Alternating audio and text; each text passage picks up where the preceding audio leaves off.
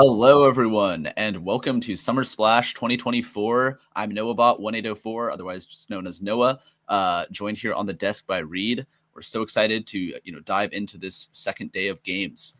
Yeah. All right.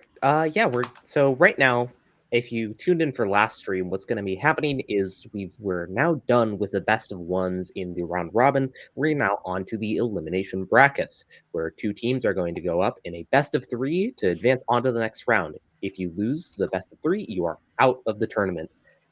We will continue like that till we reach the grand finals.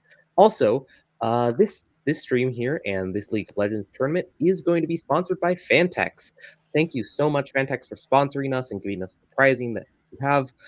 Check out their computer cases if you haven't already. There's some of the prizes for this tournament here. The Phanteks MV5 white and black case for upper and lower division tournaments, respectively. And you can check out their sleek PC cases and other quality products by just doing !Phanteks in the chat. Moving on to the draft here. It should be coming up shortly. We've got Team Anti-Disestablishmentarianism. I probably butchered that name versus That's perfect. Versus the EA UCD Gold team that we generally tend to refer to as the UCD team.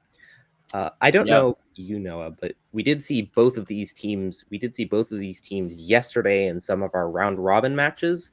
I believe in the matches we streamed, Team Anti did come out on top, and Team UCD, I believe, did fall in the end in a very close match. But worth noting is a lot of that Aurora gameplay coming out from Team Anti's mid laner, but it looks like it's gotten banned here in this draft. Yeah, I think that's definitely a smart pick. Trying to get that champion off the table, I mean, is quite strong, as I feel like as a lot of these newer champions usually are. But we can see that anti is going with the Ezreal first pick, maybe going towards the bot lane most likely.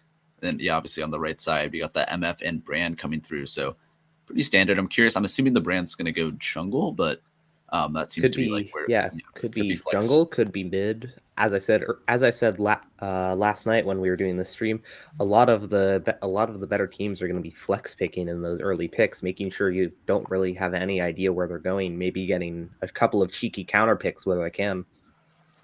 Yeah.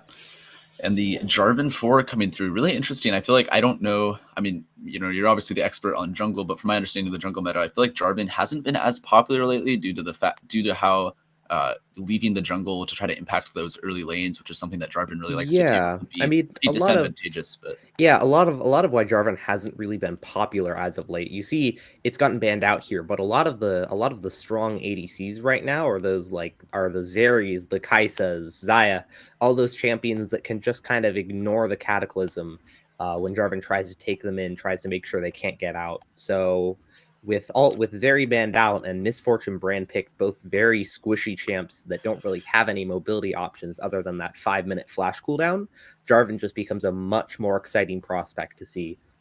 Yeah. Wow, the MF Leona, so very strong bot lane coming through forward to the side of UCD. We saw that Nami picked up for third pick for blue side, usually paired with the Lucian, but obviously they have an Ezreal.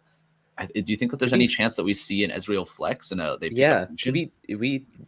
Yesterday we did see an Ezreal mid at some point, and it did fairly well. So there's a definite possibility that we could be seeing that again. Okay, we'll have to see. Maybe we'll see if UCD notices that and maybe wants to try to ban it out, or maybe they say, we're comfortable with that because it would be locking Anti into having to. They really need some sort of AP top then or something, because otherwise they're going to be super heavy AD. And if UCD tries to get some sort of bruiser or tank going, that they'll just be unkillable. So. Yeah, I am really interested in seeing how this goes. You're probably going to expect UCD have been on this red side here to save their top lane for the last pick here, get that counter matchup completely. So when done correctly, you can completely force everything. You can completely force your opponents out of lane. And the Gnar ban coming through from the side of UCD, a very good ban, especially considering in both of Anti's streamed games yesterday, the Gnar top was the pickup for them. Yeah, I think the Gnar would make a lot of sense. Gnar is such a solid, weak side pick. You can just kind of, definitely one of those champs that just kind of neutralizes lane if played really well. And it's usually pretty safe. and obviously provides so much potential for crazy team fighting late game with the Meganar. While the Corki pickup coming through for UCD will most likely, almost certainly be going mid, so that brand is likely going jungle. Pretty standard, very very strong right now in this current meta, the marksman meta. So Yeah, yeah, Corky, very strong right now. I do actually believe, I'm not sure if we're on. I don't think we're on oh, patch 14.16 yet, but oh, nearly seeing the rock solid ooh, Malphite but the here. But Skarner, yeah, wow, okay, I'm interested in seeing this. Yeah, I'm interested in seeing the Skarner top here because from what I remember, it's gotten a couple of nerfs recently, made it a little less of a enthralling pick for those top laners. Just a little bit less sustain, a little bit less pressure on the opponents there. But yeah, I think. that Impale Cataclysm combo is going to be absolutely deadly, especially considering Skarner can actually move through J4's Cataclysm terrain. Oh yeah, it looks like we're not going to see that Lucian bot. Looks like they're just choosing to go with the Vex, so it is going to be an Ezreal Nami bot lane coming through for the side of anti. I was going to say on the Skarner, I think yeah, some of the biggest nerfs to the Skarner were I think that they modified the hitbox on his E so that you can't just the hitbox isn't quite as wonky, which prevents you from doing a lot of those like really crazy 360 or I guess 180, not 360 Oh no! degree turns. Oh, And I was going to the make a original kidnapper. I was Asante. gonna make a Cassante joke, but it appears he's stolen the show by actually appearing in our game here. We are going to be seeing the Cassante versus Skarner lane, the 200 years versus the Showmaker's Bane. Let's see how Wow. this turns out in the top lane. I think at this point it's got to be more than 200 years, right? When Skarner, I mean, I mean, right? yeah, It's got to be we had 300, 200 years of collective game design back when Aphelios was out. So what are we at now? 400, 600? something like that. Doesn't That's quite a have the number. same ring to it, but Yeah, we 200 could be years is seeing iconic. 600 years of collective game design in this game. One Oh thing yeah, I am really interested in is this Vex pickup here. Although the Cassante was picked after the Vex, there's not a lot of dashes on the enemy team, so Vex kind of loses a lot of the potency there with her passive only really applying with dashes or blinks. So you'll get one every 5 minutes or so out of the misfortune, out of the brand. But other than that, you're not going to get a lot of empowered abilities unless you're hitting your E very consistently on Vex. yeah. I mean, I guess when Cassante comes in, Cassante has quite a few dashes, but I mean, um, if I feel yeah, like at the point where we're focusing on Cassante as Vex, I feel like you have significantly larger problems than the yeah, Cassante.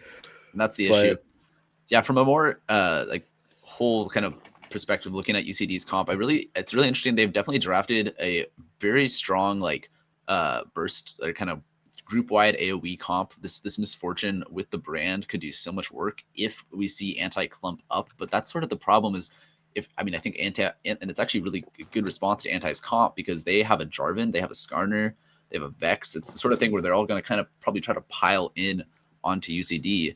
And if UCD can survive that initial engage and then fire off, the Brandle, and then if Misfortune can also retaliate, it can lead to a lot of problems for anti. yeah, I mean, I think one of the things we'll see at least once in this game here is we're probably going to see the Jarvan for Cataclysm, and we're going to see Misfortune flash out, start that bullet time, get that solar flare out from Leona, and we're just going to see Jarvan regret a lot of the decisions he's made in the past 5 seconds. Yeah, definitely. I think it's going to be a rough one for the engage for anti. Um, But yeah, I mean, looking at this top lane matchup, I'm curious to see how Skarner does into Cassante now with all the nerfs and adjustments that have come through. I mean, for both these champs, it feels like there's never a week where they're not getting buffed or nerfed. I think Yeah, Skarner most recently got a buff because they've been trying to bring him back to a point where he's still strong but not quite as OP as he was on release. So yeah.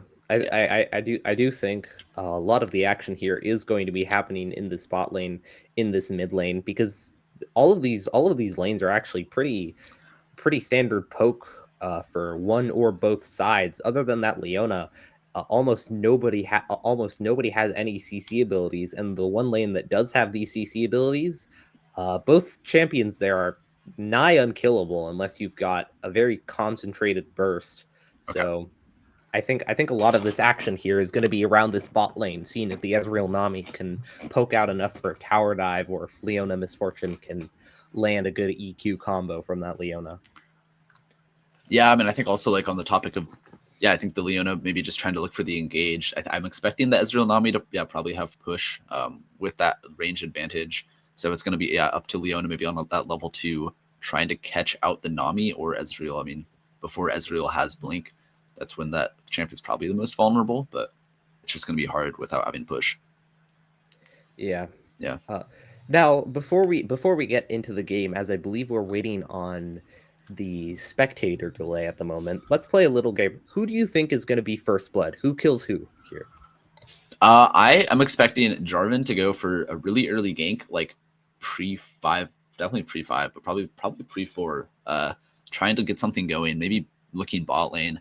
And I think either Jarvan will get first blood onto this Misfortune, or Jarvan will die trying to gank someone. I think that's what's going to be the first blood. I'm calling it right now. But yeah, one way or the other, I think that Jarvan's going to be out for blood. Yeah, I definitely agree with you on Jarvan being out for blood. My personal thoughts are this brand, although he's very strong early with that 3-hit passive with the super fast clears, Jarvan can definitely land an EQ combo with the 0 mobility. So it's really going to be, we're really going to have to see if Jarvan wants to go for those invades, if he can get priority with the Vex's really fast EQ clear leading Corki in lane.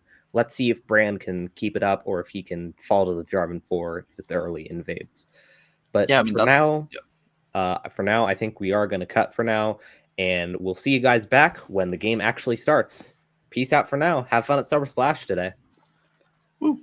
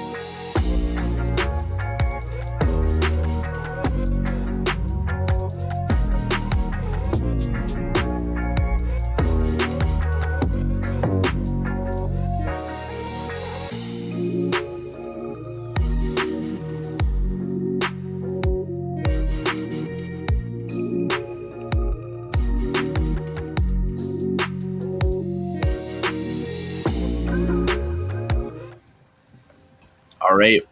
Welcome back to Summer Splash. We're diving right into the game between the Antis and nice UCD Gold. Looks like taking to the Rift. It's a pretty standard 5-point start so far for both teams. Yeah, definitely not seeing a lot of action here. Nobody has the engage, and if Yoru goes in, Yoru is probably not going to be coming back out anytime soon. So it looks like both teams are just going to be messing around. Yeah, definitely hard for the Jarvan without, he has the flag and drag, but right now level 1 doesn't have has the flag. Has the flag, doesn't have the drag right now, as you can see. Tries to get a little bit of poke down onto Fort Snort. What is the world coming to? They've taken our drag from our flags. Yeah, it's rough. It's a rough one out there for sure. Interesting, Nezumi on the Ezreal.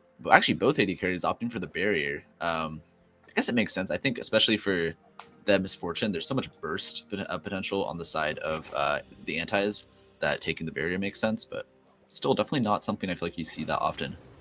Yeah. I think it is really interesting to see that random on the K'Sante here, which I didn't actually say earlier, but it is really interesting to see him on that K'Sante, especially considering last time he was on our stage here. He picked Aurora, wow, and into a Silas, and it did not go very well for the Aurora. That Silas was very, very strong, and that game was very, very short. So let's see if he's gonna be doing a little bit better on these tank champions here. Maybe a little less danger of just getting 100 to 0'd. Yeah, I think it's pretty hard to get 100 to 0'd as K'Sante. It would be very, very shocking, maybe in all-out form, but level 2 comes in from Meteoro, flashes forward, gets the root onto the stun onto Serenity. Serenity has to flash away. The Ignite is ticking, but he should get out with his life. I really like that initiative there from Meteoro in the bot lane. Took advantage of the level 2, and now they have that was the lane. That was a very snappy level 2. I don't know, Nezumi and Serenity clearly not respecting it as much as they should have been, but that was very snappy from Meteoro. That was maybe less than a half second of delay on hitting level 2 and going completely in on that. Yeah, and the instant flash, I think, was definitely very smart there. Level 3 comes in from that random lol noob, so a bit of an advantage right now over the Skarner, but isn't going to get anything from it besides that free crash. Besides half of Skarner's health bar. Yeah, just top lane things. We do see Monthly coming in topside, but it looks like he's just not going to be able to do anything. And it actually looks like there was some vertical. We didn't pick up on it, but it actually looks like there was some vertical jungling going on. If I'm not wrong, there was a ward placed, but I think the brand started topside, so I think. Yeah, I'm not sure how Jarvan ended up where he did, but he was coming down from Bortsort's red side. On the Misfortune, but okay, fine. Oh, Yoru actually goes in on the bot side. Looks like he took a tower shot there, but not a lot's going to happen as Ashlink's getting pushed out of the mid lane. Yeah, it's definitely rough right now for the Vex. I think definitely doesn't want to be this far down into the Corki. Probably going to have to take the recall. Has no mana, so see. I guess they're going to catch the wave first. But Corki gets a free recall, it looks like. Serenity and Nezumi in a scary position here, especially Serenity with no summoners. Going to face Fort Snort. Oh no, Serenity, that is going to be a lot of help. Get stunned up. The Misfortune coming through. One more auto will do it. Oh, but the auto comes through from the brand, and that's first blood onto Fort Snort. But Nezumi goes in and gets 1 kill in return onto the Misfortune. Flashes away, dodges the W. No, can't quite do it. The brand passive doing so much work. Nezumi's ticking down, but gonna stay alive, it looks like. Meanwhile, the top side. This is a terrifying. Trying to crash the wave right now. Does have TP. This is very scary for Keshaw. Actually, they want to crash this wave. They're very low. They should be able to do it though, because they have the HP. Yeah, I mean, this is just a terrifying situation to be in if you're anti-bot lane here. No summoners, still facing down that flash barrier on the Misfortune. I would not want to be in that position. If you are caught out even once, that Leona is going to be EQing onto you so fast, and there is almost nothing you can do about it. Yeah, the one good thing for the bot lane is it looks like Nezumi got the kill onto the Misfortune, but the brand was the one who picked up the kill onto the Misfortune. So yeah, those boots on Nezumi might be able to save him if the Misfortune doesn't manage to get Strut up in time. But it looks like EQ is going to come down on Serenity, and he's going to fall immediately to the Leona.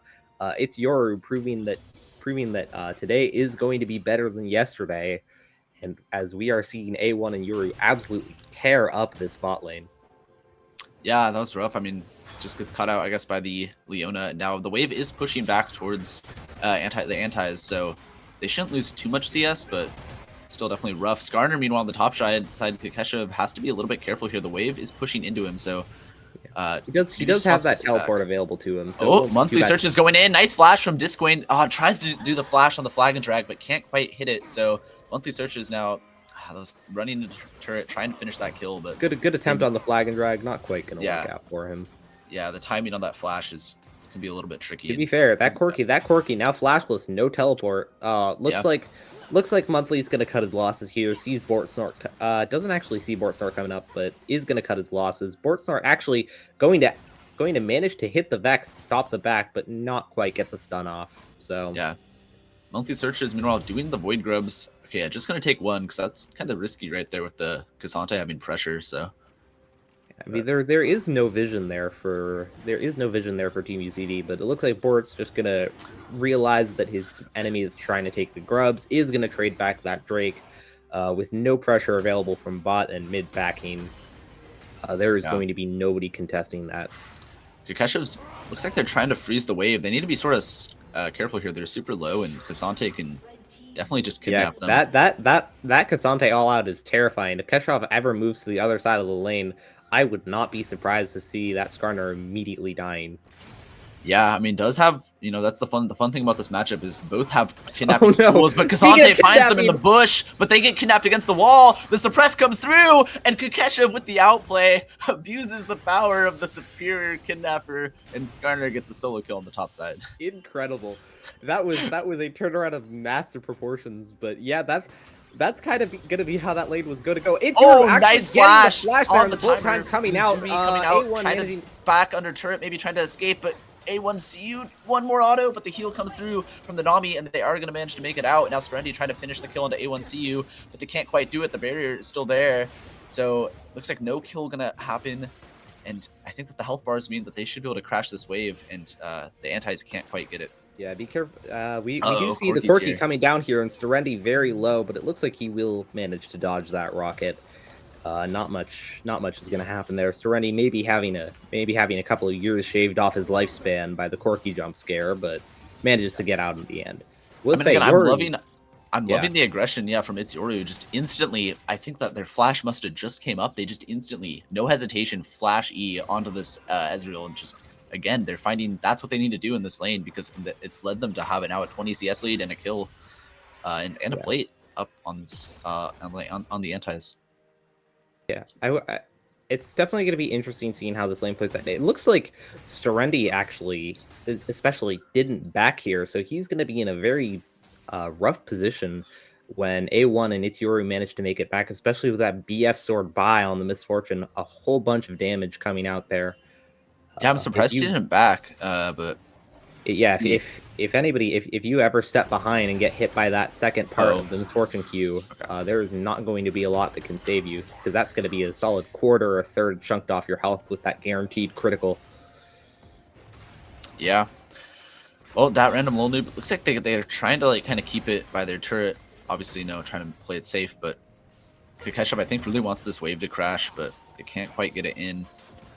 Meanwhile, the Bortsnort is here bot side. I don't know if they know that he's there, because Monthly Searches goes in onto the Leona, and they might be able to finish off the kill, but this Leona is so tanky. The massive Solar Flare connects onto two, and that's a double kill coming through from Bortsnort. A triple kill for Bortsnort. They're trying to finish off Yoru, but this Leona is so tanky, and the bullet time does so much work. Ashlynx has to run under the turret. Bortsnort looking for the quadra. I don't think he can run away. That's going to be a quadra kill, I think. Nice sidestep from Ashlynx. There's nowhere to go. That wave's coming in. That Yoru's looking, and he is looking very respectfully at this Vex. Ashlynx has the shield, but one more auto will do it, and now the game just got blown open for the side of UCD. Oh no, Serenity, don't check that bush. Serenity, don't check that bush. Oh, okay. He does want to check that bush. The brand gets stunned up. Nizumi, if they can get the shutdown, that'd be huge. But the Bortsnort with the flash manages to escape. That would have been at least a consolation prize I mean, for UCD. there's a chance Nezumi hits 6 off this wave if he's quick about it. Let's see if he tries to go for that ultimate. No, it looks like he is just going to let Bortsnort get away here with his life. Snipe him! You got this. Oh, he's not going for it. Okay. No, looks like Nezumi has played it safe. Doesn't really want to bet on the Brand backing in that bush.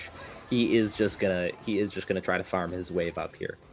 You know, I don't want to be a downer for the side of the antis at this point, but that bot lane play means that this game is now almost a 4,000 gold lead for UCD, and I think that UCD definitely seems to have the scaling, just looking at the damage. So, not looking good for the antis, but you know, at least the Skarner does have a kill on the top side. That they're down in CS, but I mean, Serena doesn't actually have vision. Oh no, looks like a ward was just placed there, but. Okay, looking onto that random low noob right now. Kakeshev maybe trying to kidnap him backwards, but trying to get out. Nice suppress into the wall. Can they get the stun now? They don't. They missed the ultimate. They actually don't have it. My bad. Monthly Search is now trying to finish off that random low noob, but he's so tanky. This Cassante won't die. The pullback. Oh no. Doesn't have the all out. So yeah. None. Oh, but we do have Bortsnort coming in. They're going for a tower dive, and the Brand just arrived. Kakeshev has to run away, trying to take the Brand away from Monthly Searches, who's now getting 1v1 by the Cassante. It's a disaster for the side of the antis. Monthly Searches has to try to run away, but into the waking arms of a plane who guns him down. And that's 2 kills for the side of UCD in the top side. Yeah.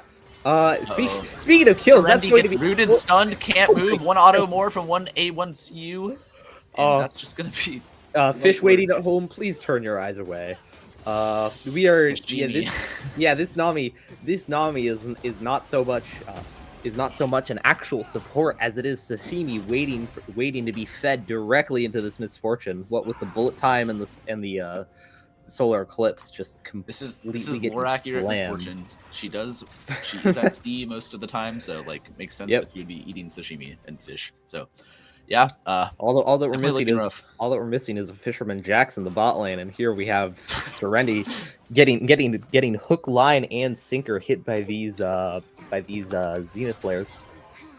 Yeah, it's definitely looking very rough right now. I think that UCSC just, I mean, I don't know. I think that their hope is maybe trying to get these shutdowns. You know, again, the Brand, it does a lot of damage, but you know, if they can use this Jarvan and the Skarner come down. Maybe they can find something, but Monthly Searches now, they used the flag and drag. They can't get out. They go back in. They're trying to one-shot Bortsnort, but they just don't have the damage.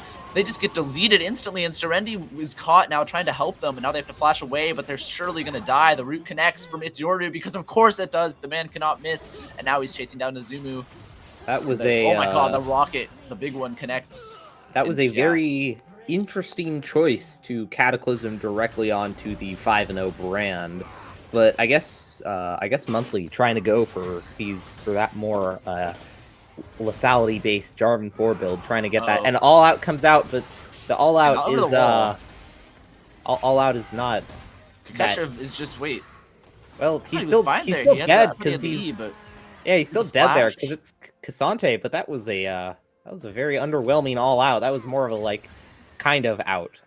I don't know. Yeah, I mean, I'm confused. I guess maybe I missed it, and I thought Kakeshev had the E, and I was thinking, okay, worst case, you hit the you flash E, and you should be fine. But yeah, I mean, this is going to become rapidly unplayable for the side of the antis, especially with that misfortune now having not only 6 kills but also a full turret.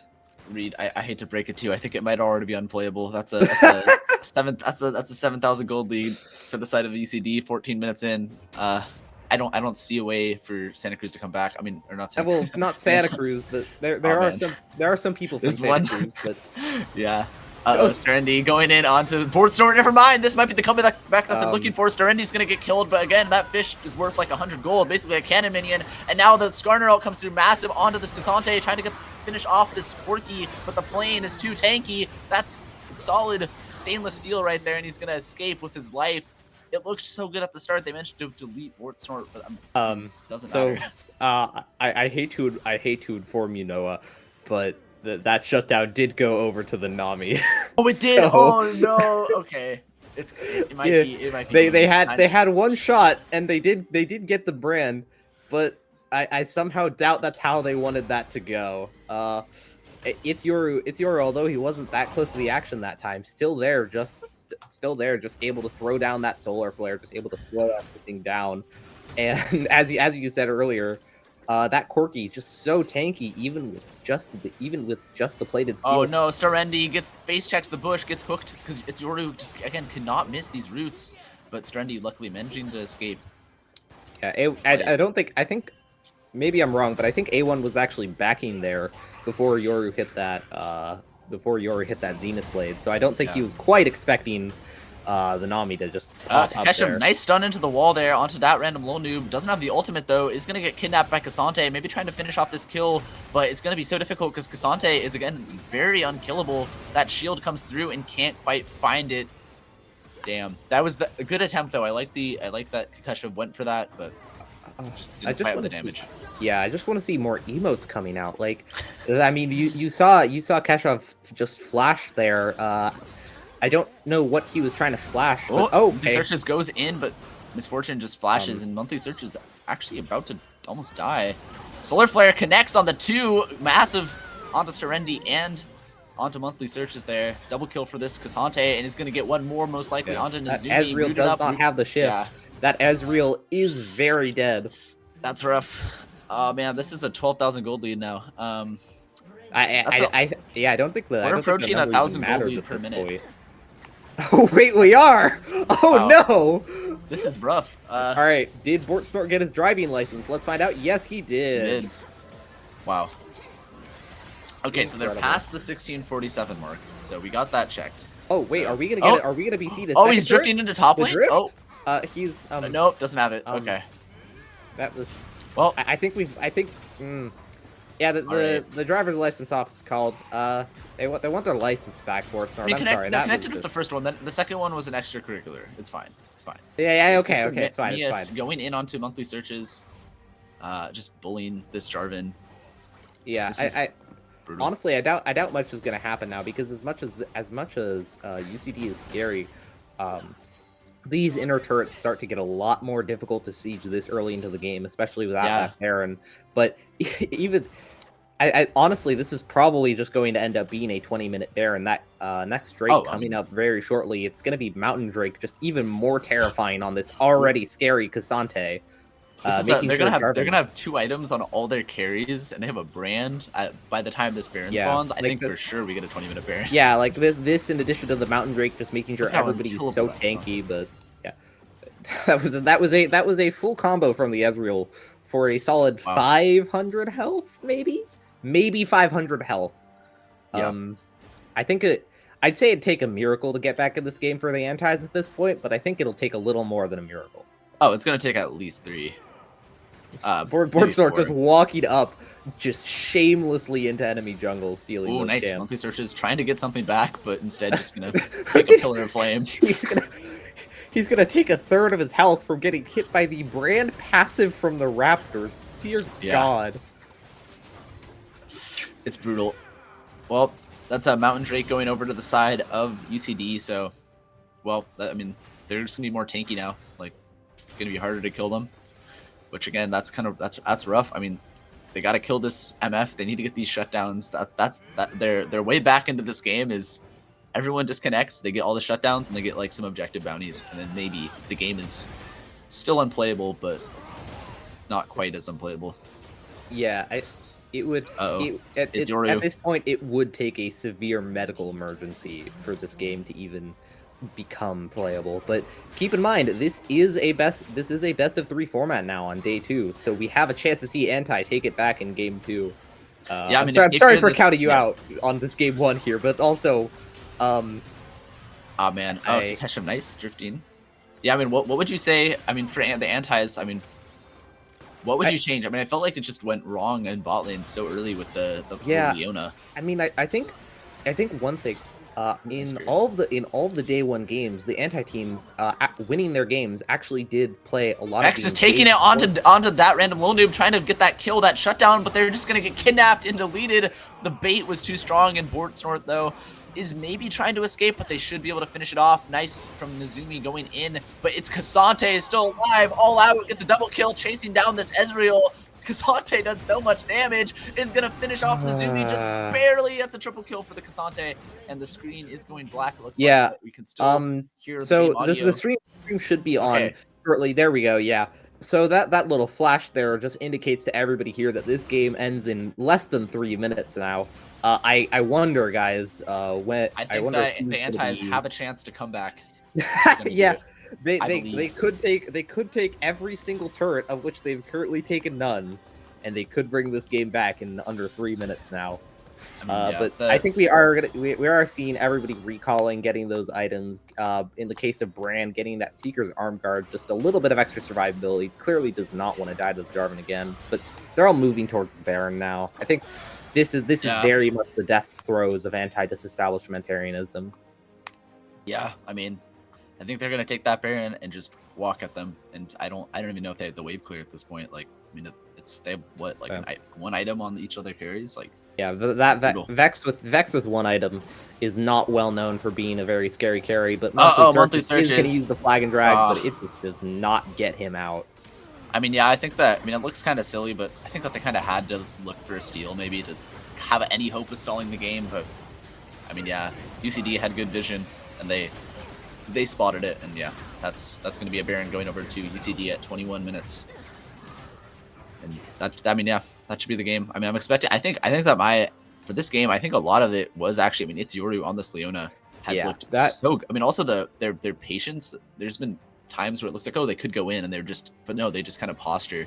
I mean, they have a lot of control. Yeah, that triple kill, that triple kill that went over to the Brand, especially with that incredible solar flare from It's Yoru, really kind of sealed the game. I feel like more than anything else, it also shattered the mental of the anti-team, it feels, because they started playing so much. They started playing so much safer after that. They just did not feel like walking into the Leona, into the Brand, getting those AoEs. So we'll see what comes up for game 2. But I really am expecting to see Serenity instead of on these Enchanter supports. Oh no, Serenity gets caught by that random little noob. Does manage to get the fade away. Trying to one-shot this K'Sante, but this K'Sante is so tanky, it's not going to work. K'Sante goes all out, trying to finish off the Zoom. Oh my god, Ezreal just got deleted. That was avert your eyes. And now Nami goes down as well, and Kakesha will fall, and that'll be game 1 in dominant fashion to UCD. That will be our first game here in this best of 3 series going down. We're probably going to take a quick break, but before we do that, let's just talk a little bit about how that game went, Noah. How do you think on your end, how do you think the Antis could have improved their game 1? I think for one, I mean, I think respecting the level 2, it's such a small, like, I feel like micro thing, but they just, they weren't ready for It's Yoru's aggression. And I think that, I think definitely a very easy adjustment is like, okay, make sure to keep track of it, that, those minions, know when they're going to hit level 2 if they draft something similar. I mean, honestly, it was such a problem. I would even maybe think about banning the Leona, or at least consider it, because that seemed to be such a driving force to a lot of that early action, and they seemed so comfortable on it. Yeah. But also, I just think from a comp perspective, we were talking about it actually before the game a little bit, but like they had such low damage comp that like it would have been hard, I think, even if it was a more even game to play. But yeah, I think definitely some drafting questions for sure. A couple of things I did note here is I kept trying to say it and then getting interrupted by Serenity or somebody else on the side of Antis actually getting jumped. But Serenity, in all of his day 1 games, was actually on those tanky engage supports. So it was really interesting to see him pull out the Nami here. I wonder if that was a miscommunication in draft, because he seemed a lot more comfortable back in day 1 on those engage supports. He actually led a couple of game-winning plays, especially on Braum, I believe. So very, very odd to see a Nami come out from that champ pool.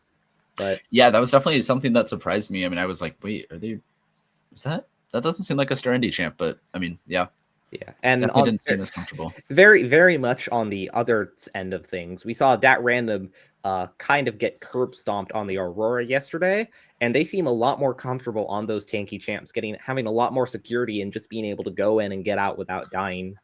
So maybe it's just an issue with Aurora being a new champion, but I feel like we're going to see a lot more tanky champs come out of top lane, and a whole lot of engaged comps coming out from UCD. They seem to be a lot stronger on those than on the pick and poke comps that they were playing yesterday. Oh, I mean, yeah, they looked so strong in this game, and I think that random little noobs Cassante looked amazing. I think it's kind of well, it's definitely you always look better when your team is doing well around you, but I think that they had a lot of really good highlight plays, and I mean they won it was like a 1v3 at one point essentially on this Cassante, which fun I kind of Cassante want to go. I picks. kind of want to go back and find that solar. I kind of want to go back and find that solar flare clip because that was just incredible. That was like two man solar flare into I think 3-man brand ultimate. But I could be wrong on that. But it's going to be really interesting to see how this game 2 goes now. And for now, I think we are going to cut to a break here, and we'll see you all back right in the start of game 2.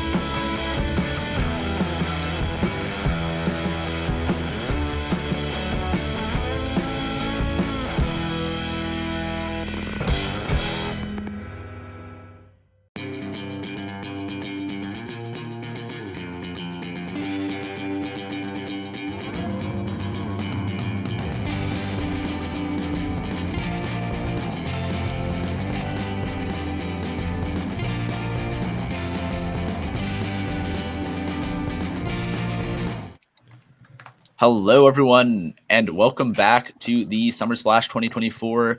We're going to dive right back into Game 2 of UCD versus the Antis. But first, I would like to remind everyone that Summer Splash is brought to you by Phanteks, providing amazing pricing for our both upper division and lower division players with the NV5 case for PCs. You should go and make sure to check out their quality sleek PC cases and other products by doing !Phanteks in the chat. Again, that's !Phanteks. Thank you so much to them for sponsoring this event. And yeah, we're going to be jumping right into draft. I think any second now. Yeah, here we go. Where we can see before we jump into this draft, although it's already kind of been drafted here on the side of Anti, I would just like to say that we've kind of already established it. I've got some pictures. I've got some pictures here if you'd like to see them. We've already kind of established that Nami is very dead. Nami is, in fact, sashimi. And you know what support eats sashimi? That's right, baby! It's Tahm Kench! We need to unbench the Kench for game 2 here. That's what the Antis need to do. That's how we're going to be winning this game on the side of the Antis. We need to unbench the Kench. We need to eat that Nami. We need to take Nami's dead body from game 1. We need to feed it to the Kench. Start the game with a kill on Tahm Kench. That's how we win these. I like that idea. I think that we might be getting something else. Looks like they're gonna instead cook the Nami with a solar flare. I actually like this though a lot. They're stealing the Leona from its Yoru, and now Starendi will be piloting it instead. So definitely a different approach. I do think that I would have loved to see some Tahm Kench action. I love seeing we could have had the perfect Kench. We could have had the perfect Kench comeback here. And Starendi is actually known for at least at Santa Cruz for playing that Tahm Kench support at times. So I although it was half a joke, I was kind of expecting to see it here or something like it, but it does seem like he opted for the Leona and the Zeri. Yeah, I like this already actually a lot from UCSC. I think Zeri, Zeri is just so strong. So getting that Zeri wasn't banned this time around, I think it's definitely good. And then Leona makes a lot more sense with Starendi's playstyle, and I think having him on some sort of engage will make their chances in this game a lot better. So we've seen more bans. Looks like again they're banning out the Gnar from the Antis, so don't want them to have that, and the Jarvan as well. Yeah. More than anything else, I think I really am interested, especially in seeing how the Nico plays out here, because although mid lane didn't go too well last time on the Vex, I feel the Nico has a lot more pressure, especially with Solar Flare into Pop Blossom. That combo is going to be terrifying because if you don't manage to flash the Solar Flare, that Pop Blossom is hitting you no matter what, and the same for the other way around. If you get hit by the Pop Blossom, that Solar Flare is coming directly at your head. Wow. Sorry, that's okay. I'm really excited. Kha'Zix Malphite for the last 2 picks. This is going to be spicy. The Malphite seems really strange though, because we got a Zyra and correct me if I'm wrong. Corki does magic damage, right? That's like his whole thing. He does like hybrid. I think we're going to need at least 2 statisticians and maybe like a spiritual advisor to figure out what kind of damage Corki does, but I think it's a lot. He does some magic damage, number. Maybe. I think so. He does damage. Yeah. He does damage, and it definitely is a type of damage that is not true damage. This Malphite looks rough. And yeah, then they counterpick it with the Silas, and now that's an amazing ultimate for the side of UCD. This draft is looking really rough. I think that I like this draft more for the Antis because I think that they have stronger, just quick engage. Solar Flare, unstoppable force. Oh my gosh, these are just iconic engage tools. Yeah. But it's still, the Corki misfortune for UCD. They get this again. They seem so comfortable with it. They don't have the Leona, but yeah, we'll see. Yeah, I'm honestly a little bit confused about the Corki in particular here. It seems like Corki and maybe Kha'Zix are very much the odd ones out in these comps because they're both kind of based around these big circle AoE ults, like the big one team fight ending engage, except for Corki and Kha'Zix, who both just kind of are trying to get picks.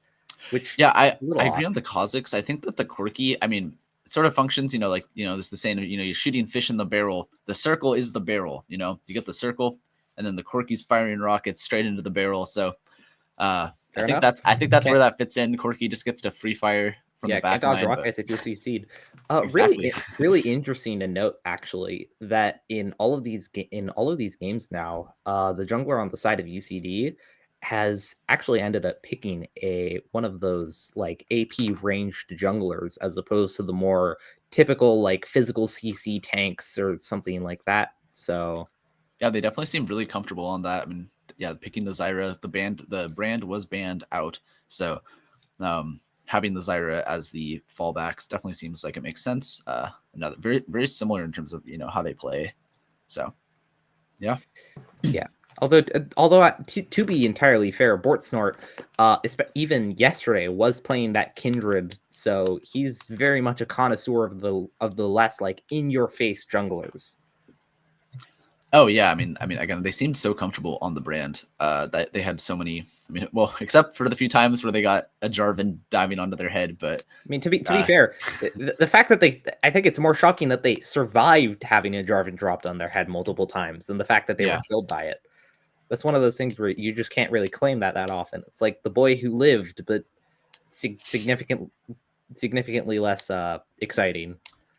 mm-hmm. Yeah. Also of note, I did say it at the very. I didn't comment on it at the time, but I did say it at the very start of that first game that Jarvan would cataclysm somewhere, and he would immediately get hit by a bullet time and regret his decisions immediately. And at the very end of that last game, the Jarvan tried to throw a cataclysm onto the Misfortune. The Misfortune flashed out and proceeded to bullet time him 100-0. Okay. Yeah, I mean, I think that last kind of thing to touch on before I think we might be cutting away to a quick break before this for the spectator delay is the Sylas Malphite matchup. Yeah, I mean, I think that's going to be yeah, it's gonna be rough. I think that the Malphite has can be a little annoying to play into with the with the poke from the Q, but I'm fully expecting the Sylas to take control of the lane. And I mean, once Sylas hits 6, it's like, oh, it's rough. After some quick googling, I've determined that Sylas does in fact have a 55% win rate against Malphite in lane. So, yeah, this might be cooked. Okay, well, this is a very one-sided lane. So expect to see a lot of action in the top lane. But for now, we are going to be cutting out. Peace out. See you at the start of game 2.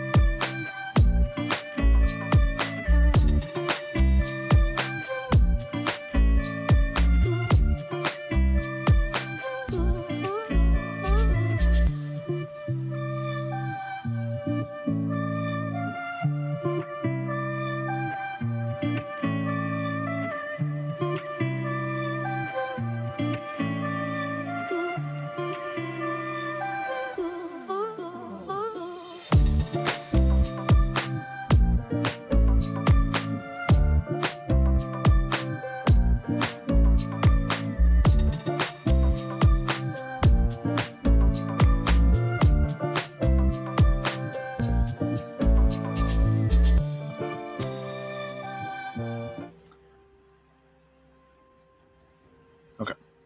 Hello and welcome back to Summer Splash. We're right in the game here as looks like the antis are all 5 men in this he bush, doesn't and the know. Corky's gonna He doesn't face jack. know! Uh-oh, this is bad. Gets stunned up, rooted in first blood. Goes to Nezumi.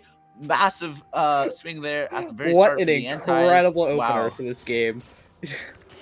Oh, All right. no, that little yordle. It appears that the antis have in fact learned from their last game, and they have decided that level 1 is the way to go. Zeri gonna be coming back to lane with 400 extra gold. Very excited to see how that plays out now. And also, all 5 of them managed to get at least 1 hit onto that Corky, so that's an extra 50 gold for all of them. So, as you can see at the top, that's a 600 gold lead off the rip for the antis. So, what an incredible start! All right, well, I was going to talk a little bit about how the matchup between Silas and Malphite is just a little bit scary, but it's significantly less scary now that Zeri can maybe make up for that slightly bad matchup out in the top lane with that extra gold from the start.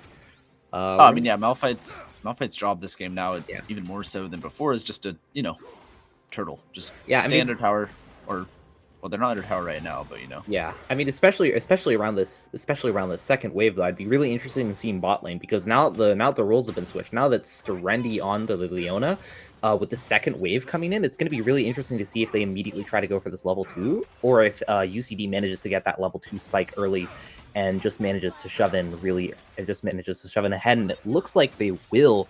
Sterendi having to step back here on the threat of Yoru getting that stun from the 4-hit Braum passive. Yeah, I mean, I think that the Braum definitely has a stronger level 1 with that passive and with the ability to throw out Qs with for poke. So, yeah, are going to get pushed back still, but now they have that level 2, so they maybe can look for some sort of engage. A1 just take the opportunity to throw pot shots over at Nezumi every chance he can. That Misfortune Q is going to be super deadly if you ever stand behind the minions, because you can just get hit by it and get applied that double tap passive. If it kills the minion, it will always crit. And you can see even through bone plating, Sterendi already taking massive damage. Yeah, definitely getting slowly pushed out here in the bot lane. I think that kind of makes sense. Zeri not known for the strongest early games, so, but we have to see if they can, maybe try to find something again with some sort of engage. Meanwhile, in the mid lane, Corky looks like they have slight lead here in CS, but I mean, we are seeing both of these junglers here opt to take their buff last in their pathing, and kind of both hovering bot lane here, knowing that if anything is going to happen right now, it is going to be on the bot side of the map. Yep, looks like Bortsnort going to be here for the spawn of this crab, but I think that monthly searches will be trying to go and check for it, but they should be able to secure it. Oh no, looks like they're just going to recall and go top. Okay. Yeah, well, very, very confusing. That seems like a really late clear for Kha'Zix, especially considering if you look at the summoner spells, that's actually, that is actually both smite charges used. Yeah, interesting. Yeah, they didn't save a smite, but they should be able to go top and get that crab if they want to. I think that they're gonna get there a little bit before Zyra, but yeah. Meanwhile, Nezumi is really low. That wave is, I think. Actually, no, looks like the wave is pushing into Sterendi and Nezumi, so they should be okay, but a little bit scary. They have to be careful of the poke coming in from the Braum and the Misfortune. But again, so far, game relatively stable. So, I mean, after that level 1. Yeah, I mean, we are kind of seeing Nezumi get scarily low and already down the health pot. So this lane is very much in the favor of UCD, especially with double biscuits on both the Braum and the Misfortune still up. So even though the health bars already look like scarily different. Ashlink's walking up to get that last minion, but the root gonna nice sidestep dodge it, uses the clone to try to escape through the brush, misses the root though, and is gonna have to flash away. So actually manages to escape, but does have to use the flash. A nice root coming in from Sterendi, goes in onto A1CU, but the cleanse comes through and Sterendi is walking away. The stun connects. A1CU takes the turret shot, but not gonna matter. Incredible trade for the anti-team. That was, I think, a turret shot onto Braum and Misfortune both there, plus the cleanse. So, Silas thinks our This Malphite is currently 16 CS down, although that number may be subject to change as this wave comes and dwindles down under the turret. Yeah, they should be able to get most of it. Oh no, they're getting denied from the Silas. That's a bummer. Yeah, last hitting on Malphite can be a little bit tricky. Not a lot. I mean, you have to use the W and the E, and it's rough because if you use the E, then all the minions get messed up. So yeah, that's you managed to get most of them. I mean, that's going to be a 10 CS gap, and Keshav is going to have to try to teleport out here. He isn't even going to be able to actually get that teleport back. He's going to have to no, stay it's for the this classic. wave. This is actually really risky. This is what happens. I sometimes fall prey to this where you'll go for a recall, get it canceled, and you really want that recall, but then you just kind of don't. And then you're like, maybe I don't need it. And now Kakeshov is fighting, and this is looking really scary. Is now a bad time to mention that this is around the wave where most top laners get level 6? Oh, yeah. It is, and that's an unstoppable force! And that random little noob. Oh, that is going to be just about how this lane was predicted to go.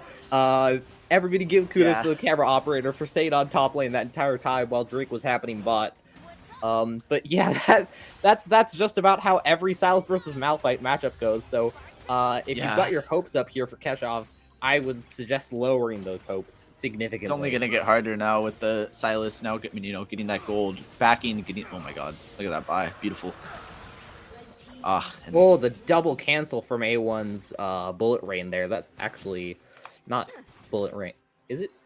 Bullet, something. Actually, yeah. It's not bullet time. What is that ability? What is that ability called? I never actually call it by its name. Wow. Yeah, I don't know. Oh no, it's called right, Make It Rain. Oh yeah, it's called Make It Rain because that's raining. Okay, that one actually makes sense. Yeah. Kakeshov fighting Silas. This is again the classic blunder. Going back to lane, being like, you know what, I'm at full health. I can fight this guy. The classic blunder of trying to play top lane versus the losing matchup. Yes. Yeah. Keshav already down half his health. That random little noob goes in on the Kakeshov. Kakeshov, you just need to run. Oh, he's got a back now. Well, here we actually see monthly searches deep in enemy territory here, trying to get out from board. Secret agent Kha'Zix. The Kha'Zix are going to come through, but has to get over the wall. Enters stealth mode. Goes over the Baron pit. Flash comes in from Itzoru. Double flash. Corki's trying to follow this up. The exhaust connects onto monthly searches. It looks like monthly searches continuing to run, but the Q lands. Oh, that's a dead. Yeah, the Braum Q is probably going to guarantee the death of. Who would win? Little bug with wings versus full metal plane with a crazy deranged Yordle pilot in it. I think I know. Honestly, most times in the 1v1, I'd put money on the bug. You know what? That's true. That's true. Yeah. Here you can also see not a lot's happening bot lane. Although actually that might change. Oh, Serena flashing in. Ooh, little slight hesitation. It looked like with the E, and A1CU is able to flash out of it, and now nice dash over the wall from Nezumi, but. Not gonna get anything. Meanwhile, really Kakeshov does have the ultimate on for the Darren Malonu, but that's board snort there. Nice flash from Kakeshov to escape. Saves the ult, but that's a pilot looking to kill this rock. Keshav, it was nice to know you, Kakeshov. But I think we're gonna have to be putting the see if you can get the kill onto the Silas show here. I don't think he can because how Silas works is it has a very nice. Oh, I see. Okay. Nico coming in to bail out the mountain. Oh, bullet time comes through from Misfortune.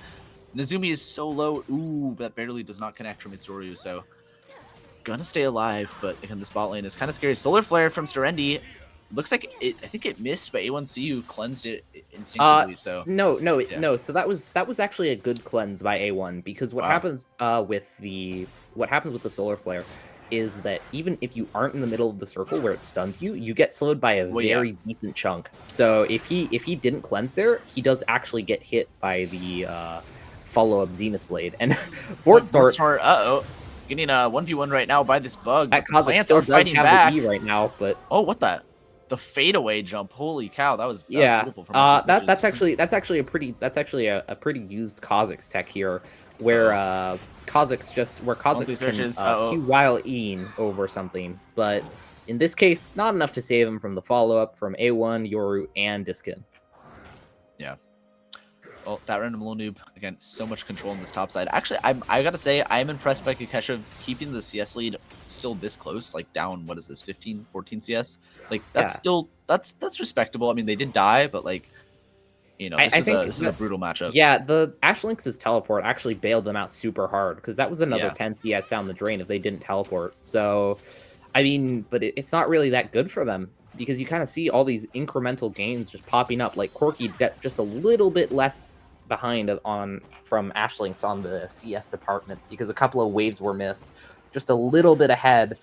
Now, as Yeah. opposed to the relatively big lead he had earlier.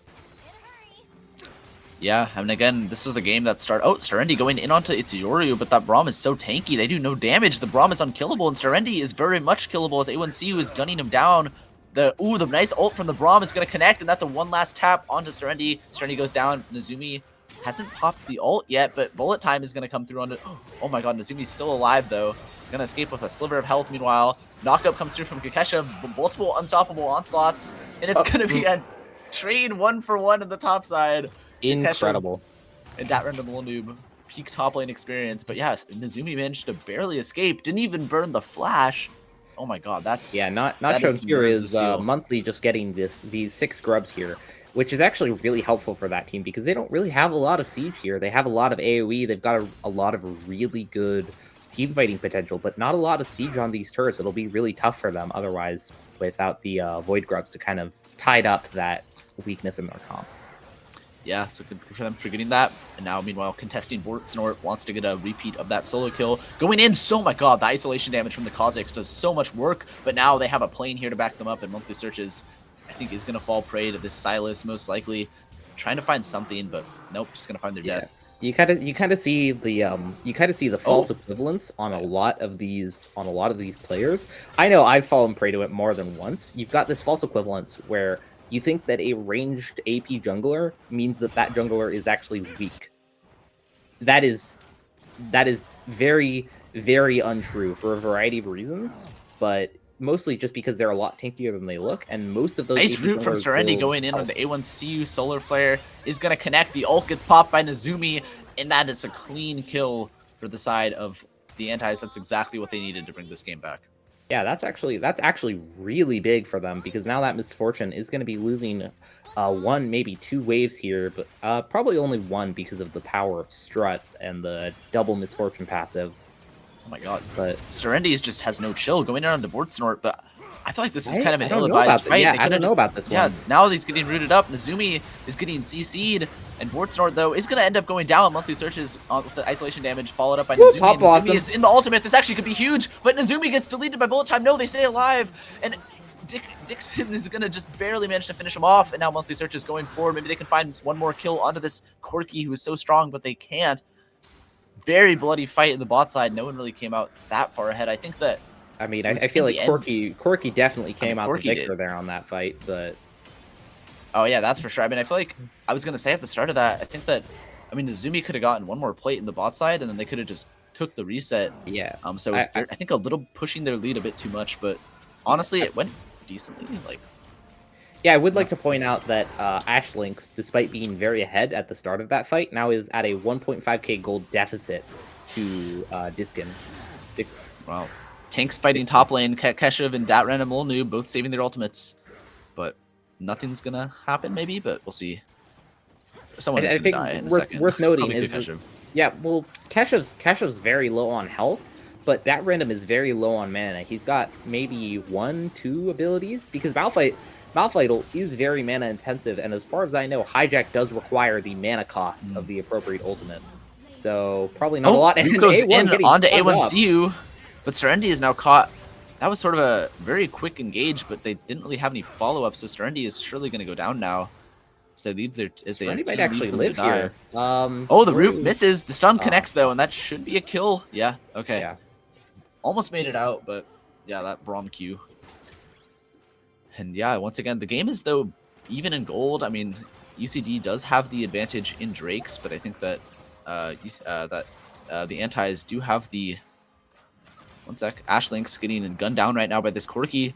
One more rocket, but no, doesn't have the big one quite yet, so nothing's going to happen. Meanwhile, Nazumi in the bot side pops the ultimate onto both A1CU and its Yordu, and now they're trying to chase them down. The Zyra has arrived. It gets rooted up. The knockup's going to come through in the bullet time. That's so much damage. Nazumi just gets one shot. That was looking like it could have been something for the side of the Antis, but not going to happen. Yeah, I will say that that was a very good play by Bortsnort there, just staying out of vision, just staying out of reach until Nezumi committed The too root hard. connects onto And the A1CU. pop Pop Blossom blocks him. going forward onto the Braum, but it's not going to find a kill, and instead Ashlynx is going to die, and Disc and Miss Mias is going in, teleporting in to pick up that last kill, and this game is quickly falling apart. That pop blossom could have been going forward, but instead it'll just make it'll just have the antis falling further back in this game as the misfortune now approaching the levels of Fed that we saw last game, and we all know how that went. And speaking of how we all know how that went, that is a Silas with a Malphite ultimate. Oh my goodness, but a shoot coming out from Chechov. That was incredible. Wow. Unstoppable Force meets another Unstoppable Force, and the Unstoppable Forces just kind of say hi as they dodge each other. Yep, like two ships passing in the night. They just go by each other, and now Kakesha's going to probably just take the recent note. They want to stay for one more wave. Oh, the no. top lane Creed's coming through, but I think that they should Monthly, be okay. They have, they have the the Kha'Zix. If that random tries to go for this. Oh, but... oh, he's baiting him. Kha'Zix is here. Doesn't have the ultimate, though. He's going to flash, but from that random low noob, but it's not going to matter. Maybe they can get the kill into Kakesha. No, they are going to escape. Wait, that random low noob is out. They managed to live, and Kakesha is going to go down. Wow. That just feels super unfair. Incredible. Wow. Like, I don't know. Like, I love laughing at the haha Malphite versus Silas 54% win rate lane as much as the other guy, but that's just kind of sad. Yep, it's brutal. They're gonna get the Rift Herald now, UCD. So probably gonna try to use that to crack some more turrets. Yeah, we're seeing it again here, where it's like everybody on UCD is just so fed, despite the gold looking fairly even. And I say fairly even as we widen back out to about a 4,000 gold lead once more. But it was fairly even for a time, but they've just got so many commanding performances and the tempo is just firmly on UCD's side. Anti has been playing reactively so far. All of their fights, all of their one fights I should say, have been just on the backs of UCD staying too long as opposed to them actually winning an engage. So now that UCD's kind of cleaning up. Yeah, a big part of this, I think, is also, Dixon Mias on this Corki has done a great job this game of finding these opportunities to look for roams. They've had so much impact on this game. Meanwhile, you can see Ashlynx on this Nico has been forced to kind of farm. Face check for monthly searches, but okay, they don't want to fight that.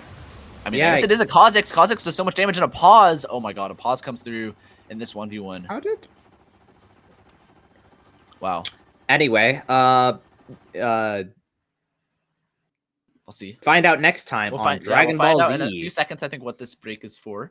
But yeah. Yeah, I mean, looks like we're probably having some tech issues right now. We'll be back to the game in a moment. For now, Noah, what are your thoughts on this game? Do you think Antis have a chance to bring this back, or do you think it's just completely over now?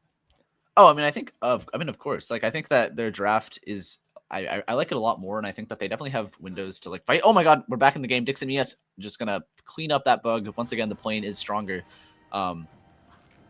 Yeah, wow. I think it's just gonna be so hard, but we're looking back at this, and it looks like the pause was finished here. Oh wait, am I looking at the? Oh, is it still paused? Interesting. Yeah, it looks like we might have a bit of a recorder bug here, but it looks like this Corki did manage to survive the Kha'Zix. Not only survive the Kha'Zix, actually managed to kill the Kha'Zix. I just noticed on the other side of the health bars, Kha'Zix is mysteriously absent. Yep.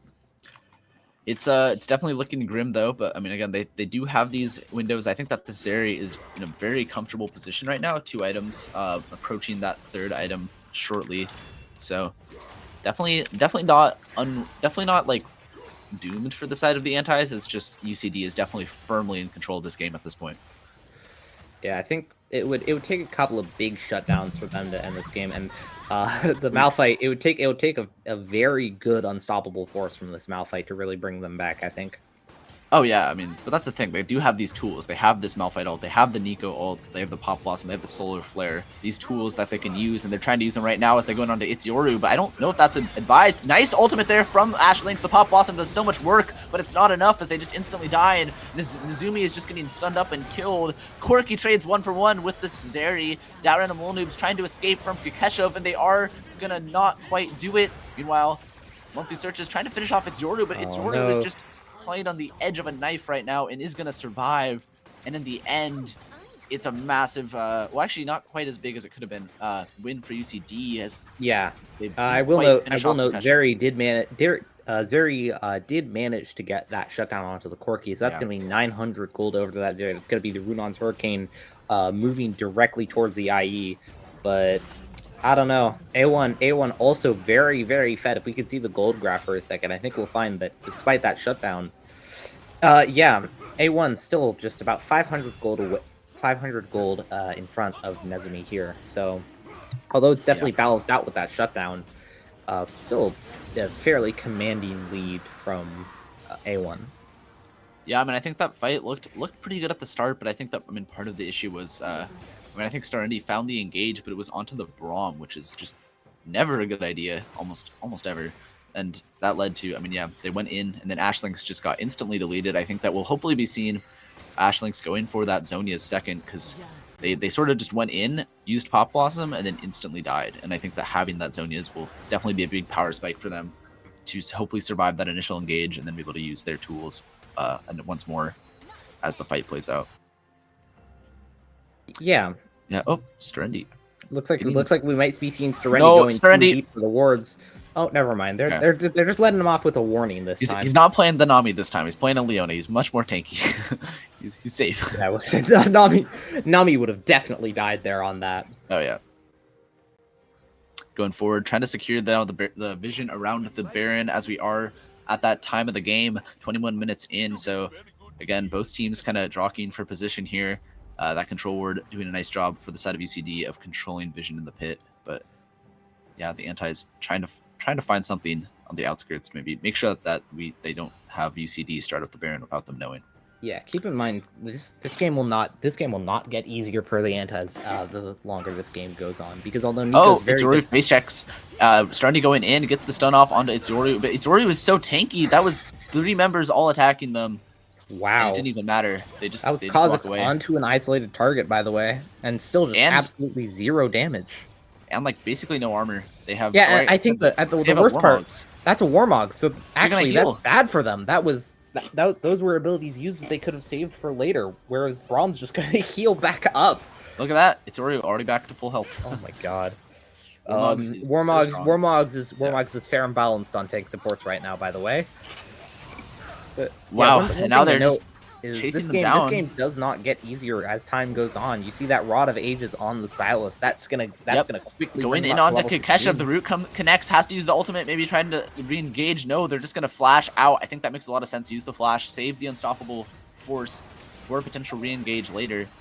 But yeah, I mean, they have complete control. Meanwhile, wait, that random Lone Noob was just fighting Monthly Searches over these Raptors. They both almost die, but that random Lone Noob has the heal, goes onto the Nico clone for some healing. Unstoppable Force comes through onto Bortsnort. Bortsnort is going to go down. Nezumi, that was caught in between a Silas and a dead place of bullet time coming down. Massive Pop Blossom, but it's way too late. It doesn't matter. Their team is gone, and that's going to be almost a wipe for UCD Gold, as now they can just go to Baron. I mean, surely they don't have the jungler, but Monthly Searches, it would take a miracle for them to steal this Baron now. Yeah, that's a 3-item misfortune. That's terrifying.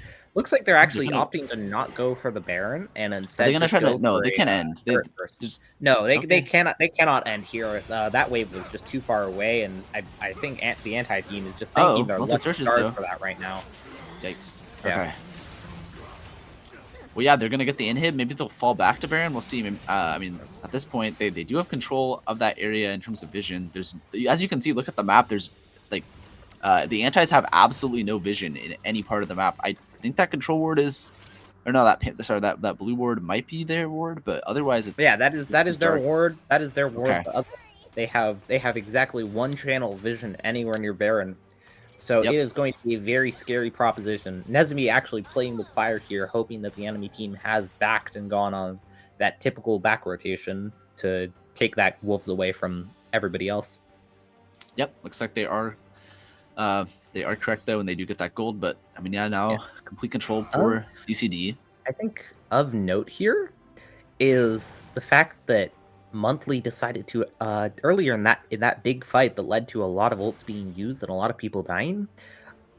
It was very interesting to see at the very start of that fight, Monthly and Dat Random actually flashed away from each other, tried to make sure to survive on 1 HP for both of them, and I feel like it was an odd choice from Monthly to just leave that instead of going and flashing for the kill and taking the 1-for-1, especially with how far behind he is. You'd expect a 1-for-1 Oh, onto a Monthly silo. searches. What the heck? Going in onto this, it's Yoru, but again, it's Yoru is so tanky. Pop Blossom going forward onto Bortsnor. Bortsnor is going to get stunned up, rooted up, but the knockup from the ultimate is so much work, and they managed to delete Nezumi on the backside. Bortsnor is going to escape, and that's 3 members dead for the side of the Antis, and now Ashlynx is running for the top lane, but they aren't going to manage to escape, and Monthly Searches, once again, is the only survivor who's going to crawl out towards the Raptors. I have several questions about that fight. Yeah, it's a... Not least of which is how on earth did that Zyra survive? Like I get that Leandries and Leandries and Rylai's are both health items, but sheesh, that's ridiculous. Yeah. That's a 2-item Zyra just living. I mean, I think that part of it was Nezumi wasn't there. They really had, I mean, it was the Kha'Zix, which the Kha'Zix was kind of getting rooted up at the start and was trying to get into the fight, I think, but then also Nezumi got caught by misfortune. Oh, Monthly Searches has to try to run away, but oh, that's a Corki. I think this bug might be dead. Really unfortunate. Yeah, I think no, this is good. They are stalling though. The longer that they survive, they are gonna stall, but I don't think that they're long for this world, as that's 4 members gonna kill them. So yeah, another one for Dix and Mias. Yeah, again, find it really interesting that instead of opting to just take his chances with the misfortune, knowing the rest of the team is probably there, he decides to run and just extend it.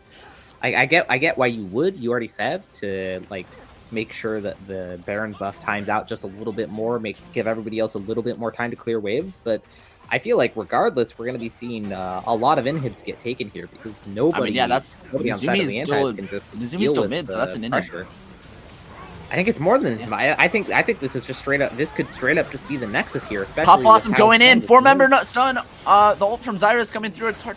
Can't really tell. It's having some stream delay, but looks like Ketchen is going to go down, and now it's just 3 members alive for the side of the Antis, and that's the game-ending push right now coming in from UCD.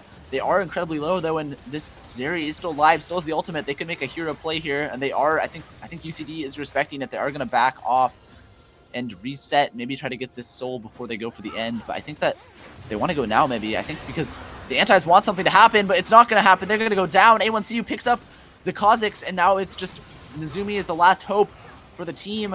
They're trying to finish him off, but they aren't going to be able to do it. Healing up in the fountain, still has used the ultimate though. They're so low. The health bars for the side of UCD are so incredibly low. Nezumi is the last one alive. They can maybe try to make something happen, but it's going to be so difficult. 4 members, the health bars, again, look at the health bars. They're so low. Nezumi can't quite get the target though. They can't quite find them.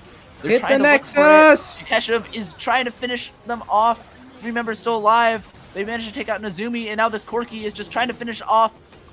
Oh my god, they managed to do it. Wow. And that'll be the game. And in a commanding 2-0 performance, the UCD team will be beating anti-disestablishmentarianism. I really am interested in some of those choices there from the side of the Antis and UCD both. Namely, UCD, why are you not hitting Nexus? Why? I mean, it looks like they did in the end. They got the win. They wanted to pad the KDA. I guess. That game, I think that the thing that stood out to me the most was definitely, I think, I thought Itsuru had a really good performance once again on that support on the Braum. Wasn't quite as flashy, but they still were where they needed to be, and they escaped with like a sliver of health multiple times. But I think more importantly, I thought that Dix and Mias on the Corki played phenomenally. You could really see the difference in like the mid game where they were able to find these beautiful roams, and yeah, they had so much impact on the side lanes. And then meanwhile, the Nico was kind of stuck catching waves under the turret, and that I think helped them really blow open the game. Yeah, one thing worth noting there is I think a lot of the reason that game went as south as it did is I think Nico stopped building an item halfway through to try to go for Zhonya's instead. Because at the end of that game, you could kind of see Nico had one completed item, and that was just the Hextech Proto Belt, which doesn't really give that much AP, although it offers a lot of utility. So although these Pop Blossoms looked big and flashy, and it was constantly hitting like 3 or 4 people, it just wasn't doing any damage. At most, it was a half second of CC.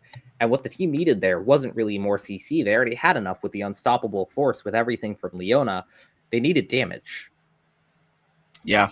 And I think that, I mean, all the damage kind of fell into Nezumi to try to provide that damage. But when you only have, again, that one champ, it was so hard. I mean, you saw in that last fight, if they could have maybe managed to find some way into the backline to finish off those low health targets, they could have maybe started to, I mean, at least they would have lived a couple more minutes. But yeah, that was so hard. It was so hard. I mean, I just congrats to UCD for playing on a knife's edge for a lot of that last fight. I can't, although I do joke about hitting the nexus, I can't imagine how stressful that was to try to decide to stay there instead of backing off and maybe just getting another shot at it with full health and more cooldowns. So congrats to UCD for winning that fight, and congrats to Bortsnort, especially in that last game. For unless I'm incorrect here, we don't have the scoreboard here just now, but yeah, Bortsnort actually, although he was doing a ton of damage, actually ended up playing second support with a total KDA. Would you like to guess what his final KDA was? Does it start with a 0? Well, no, the KDA was actually quite good. It was like a KDA. Well, I guess so, yeah. Yeah, it was a KDA of 6.3. But how many kills do you think he got? Oh, that's what I was looking at. Yeah. I don't know if we can play that. Yeah. So congrats to Bortsnort for performing such a commanding performance in the jungle without actually managing to get a single kill secure and just giving up all those kills to the Misfortune. As a caster, I salute you. You played to your strengths. You made sure A1 was in a position to take over the game and make sure to win out. As a jungler myself, I find myself questioning your sanity at the end of that. Yeah, I mean, also the fact that they actually got, I mean, again, commend them. There were so many times where, I mean, you were commenting on it, where they just got absolutely obliterated by a bunch of CC and they just survived. It happened on the brand game as well. Like, I don't know what they were doing to live there, but it worked. They only, I mean, they died 4 times, but like, I mean, for a Zyra with, you know, a Kha'Zix, Malphite, Nico, like that's pretty impressive. Yeah. One last thing, I'd like to once again shout out to Phanteks for sponsoring this tournament. Thank you so much for providing the prizing for both our upper and lower divisions, the NV5 white case and the NV5 black case for upper and lower divisions respectively. You can check out their stuff by doing !Phanteks, and also a special shout out to the Gen G GGA coaching program. It's just a fabulous place to rank, to like get help from coaches, to be able to rank up if you want to do things with Valorant, if you want to do things with League of Legends, if you want to do things with Rocket League. You can do Gen G to learn more from that. And it's just such a lovely community. I would really recommend checking them out if you've got the time. And also, our next set of matches is going to be later today at 5 o'clock for those, I believe, the semifinals of this tournament here in the upper division. So we hope to catch you all there. And for now, I think we're going to be clocking out. See you all at 5 and have a great summer splash. See y'all.